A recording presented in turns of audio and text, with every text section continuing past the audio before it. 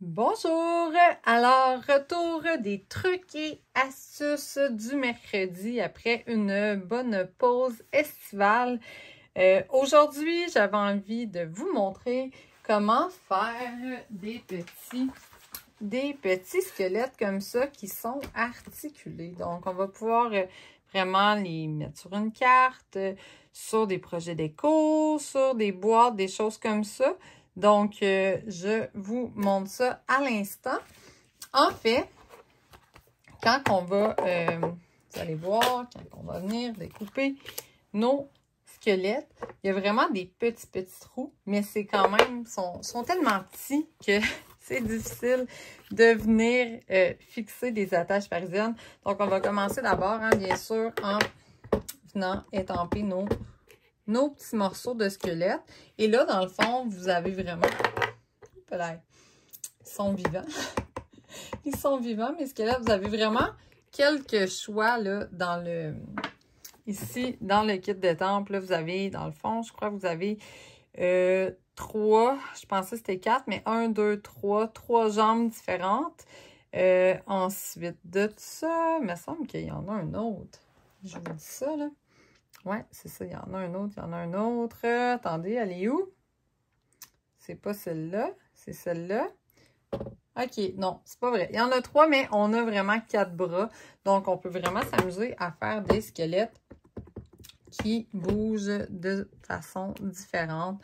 Donc, on y va un morceau à la fois, comme ça ici. Et comme ça. Et finalement, il me manque un petit bras. Et voilà.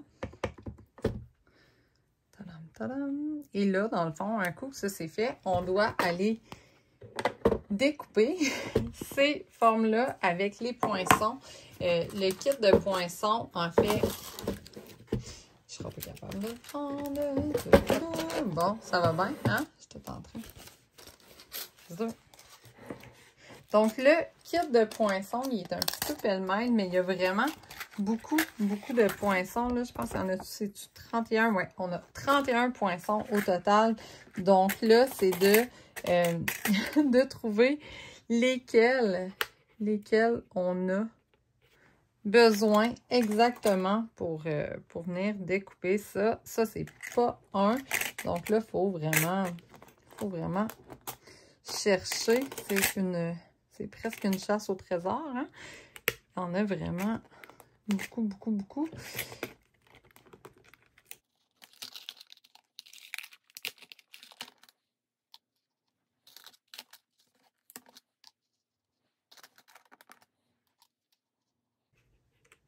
Et voilà, j'ai réussi à repérer tous mes petits morceaux. Donc, qu'est-ce qu'on va faire? On va venir découper ça. On va s'assurer que ça ne bouge pas, soit avec des post-it, soit avec du washi tape. Vraiment, on va venir coller nos morceaux et on s'en va découper ça à la machine de découpe. Alors, un coup que c'est fait, on a vraiment tous nos petits morceaux de squelette. Et là, peut-être que vous allez remarquer, il y a des petits vraiment minuscules trous pour venir mettre nos attaches parisiennes. En fait, j'ai l'impression qu'ils nous les ont mis peut-être... En fait, j'utilise, regardez, c'est les attaches parisiennes rondes et carrées. Il y en a des tout petites comme ça ici et il y en a des grosses carrées.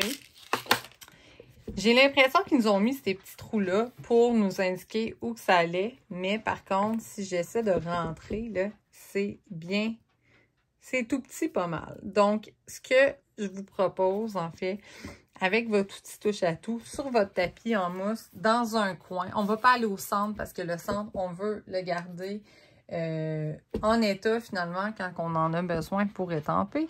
Donc vraiment, là, on vient agrandir nos petits trous comme ça. Ça va vraiment aider à venir fixer nos attaches parisiennes. Et aussi, un autre petit truc que je voulais vous donner au départ, j'ai oublié. Si vous les faites sur du papier blanc, essayez de penser à utiliser du papier cartonné épais, en fait, parce que le blanc, on a le standard qu'on va utiliser justement quand on veut faire des découpes, des choses comme ça, quand on veut étamper. Mais on va prendre le épais plutôt pour les bases de cartes, donc qui est vraiment plus épais que le papier régulier. Ça va vraiment aider à tenir. Donc là, finalement, maintenant, ça va rentrer super bien. Donc, on rentre nos petites attaches parisiennes. Et là, on va trouver le petit morceau qui va au bon endroit. Et finalement, dans le fond, moi, je vais twister un peu et on va venir fermer ça. Moi, je vais fermer les deux. Souvent, on va les écarter, les attaches parisiennes. Mais là, dans le cas ici, je veux qu'il reste caché. Donc, on la tient et on peut manipuler le bras pour qu'il bouge et que ça ne bouge pas. On va faire la même chose avec nos autres attaches et nos autres morceaux. Comme ça ici. Et comme ça ici, ça va vraiment faire des beaux petits squelettes dansants. Donc, on peut poser sur quelque chose de plat. C'est beaucoup plus facile de venir les fixer. Donc, on promène ça comme ça bouge bien. Et là, dans le fond, un coup que ça c'est fait, je peux venir avec un point de colle. Je peux utiliser mon outil touche à tout pour le faire. Je peux venir m'en glisser un en dessous, juste pour pas que les morceaux de métal, finalement, viennent se promener là, dans le vide puis qu'on les voit. C'est pas ça qu'on veut. Et finalement, on va faire la même chose avec les jambes. Avec les jambes, ça va être encore plus important, finalement. Bon, on peut les ramener par en haut aussi, en fait, ou je pourrais les descendre sur la jambe. Mais là, si je les descends sur la jambe, ils ont encore... En fait, c'est ça. Même si je les mets par en haut, c'est difficile. Donc oui, je vais les mettre sur la jambe. Et je pourrais tout de suite, là, venir me poser un petit point de colle ici. Ça va aider. Parce que sinon, vraiment, là, c'est le petit bout de métal va se promener. On va le voir apparaître en même temps qu'on va bouger les jambes. Et c'est pas ça qu'on veut. Donc là, vraiment, vraiment, vraiment, ça donne vraiment de beaux résultats. On pourrait aussi le faire embosser en blanc les morceaux sur du papier noir. Ça serait super intéressant. Étampes en gris, on pourrait vraiment... Il y a vraiment beaucoup de choses qu'on pourrait venir faire ici. Donc, voilà. Et là, on va pouvoir utiliser ça sur... Si on fait des cartes d'Halloween, c'est vraiment pour réaliser vraiment des cartes interactives.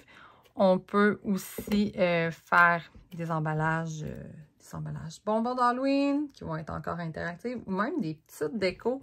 Ça pourrait être super intéressant de les faire bouger comme ça. Donc, voilà.